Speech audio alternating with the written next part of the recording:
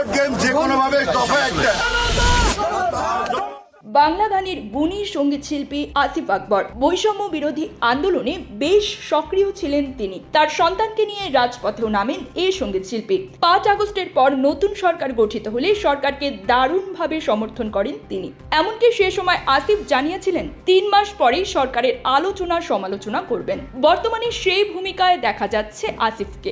অন্যায় দেখলে সেখানে প্রতিবাদ জানাতে দেখা যায় এই জনপ্রিয় গায়ককে। শুক্রবার 29 আগস্ট রাত 9:30টার দিকে রাজধানীর কাকরাইলে জাতীয় পার্টির কার্যালয়ের সামনে পাল্টাপাল্টি ধাওয়া ও ইট পাটকেল নিক্ষেপের ঘটনায় গুরুতর আহত হন ঢাকা বিশ্ববিদ্যালয় কেন্দ্রীয় ছাত্র সংসদের সাবেক ভিপি ও গণ অধিকার পরিষদের সভাপতি নুরুল হক নূর। রক্তাক্ত অবস্থায় সেখান থেকে দলীয় নেতাকর্মীরা তাকে উদ্ধার করে হাসপাতালে নেন। বর্তমানে তিনি চিকিৎসাধীন। এই ঘটনায় উত্তপ্ত রাজনৈতিক অঙ্গন। গায়ক আসিফ আকবরও পোস্ট করলেন রাজনীতিকে কেন্দ্র করে।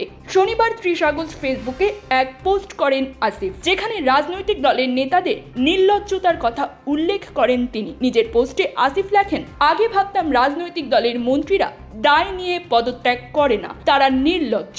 এখন দেখি ওই চেয়ার নির্লজ্জদের জন্যই। পোস্টে কোনো নাম উল্লেখ না করলেও অনুরাগীদের অনেকেই মন্তব্য করে লিখেছেন, আসিফ আকবর মূলত আইন উপদেষ্টাকে ইঙ্গিত করে পোস্টটি করেছেন। গতকাল নুরুল হক নূরের ওপর হামলার তীব্র নিন্দা ও প্রতিবাদ জানিয়েছেন আইন উপদেষ্টা অধ্যাপক ডক্টর আসিফ নজরুল। শুক্রবার 29 আগস্ট রাত 11টার দিকে নিজের ভেরিফাইড ফেসবুক পেজে দেওয়া এক পোস্টে তিনি এর প্রতিবাদ জানান। মাছে ভাতে বাঙালি, আর সেই মাছ পেতে আসুন লন্ডন ফিশ নেটে। জি হ্যাঁ, ইস্টহ্যাম পুরাতন টাউন হলের সন্নিকটে আপনার প্রিয় মাছের সম্ভারে ভরপুর। আসুন, দেখুন, বাজার করুন ছোট বড় সব ধরনের মাছ।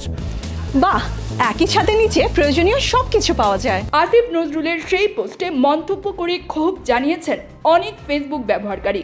জাতীয় নাগরিক পার্টির নেতা হাসনাত আব্দুল্লাহ তার পোস্টে মন্তব্য করে তাকে দায়িত্ব ঠিকঠাক পালনের আহ্বান জানান। উল্লেখ্য, শুক্রবার 29 আগস্ট রাত 9:30টার দিকে রাজধানীর কাকরাইলে জাতীয় পার্টির কার্যালয়ের সামনে পাল্টাপাল্টি ধাওয়া ও ইট পাটকেল নিক্ষেপের ঘটনায় গুরুতর আহত হন নূর।